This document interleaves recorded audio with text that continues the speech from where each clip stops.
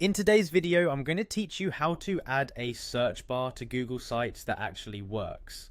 It's a simple and effective way to enhance the functionality of your site, and it won't take more than 5 minutes to complete. So let's dive right in and get started. To begin, the first thing you need to do is navigate to a website called Pastebin. Specifically, you'll want to go to the URL that's been provided, which is pastebin.com/HFRTVIRD.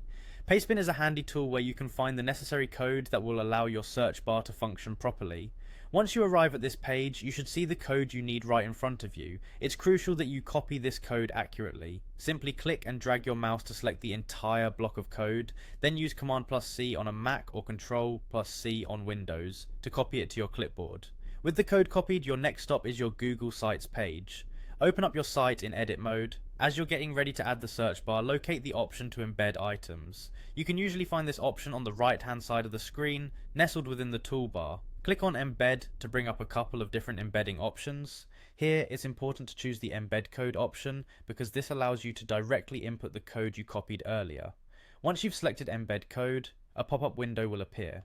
Now it's time to paste the code from Pastebin into this window. Do this by clicking into the text box and pressing Command+V on a Mac or Control+V on Windows. This action pastes the code directly from your clipboard into the box. With the code in place, you're going to click on Next. This allows Google Sites to process your code and get ready for the next step. Keep in mind that processing may take a few moments, so bear with it as it prepares to integrate the search bar. After pressing Next, you'll be prompted to click Insert. By doing this, you firmly embed the search bar into your Google Sites page. You should see a placeholder that represents where the search bar will render on your live site. Your final task is to adjust the dimensions of the search bar.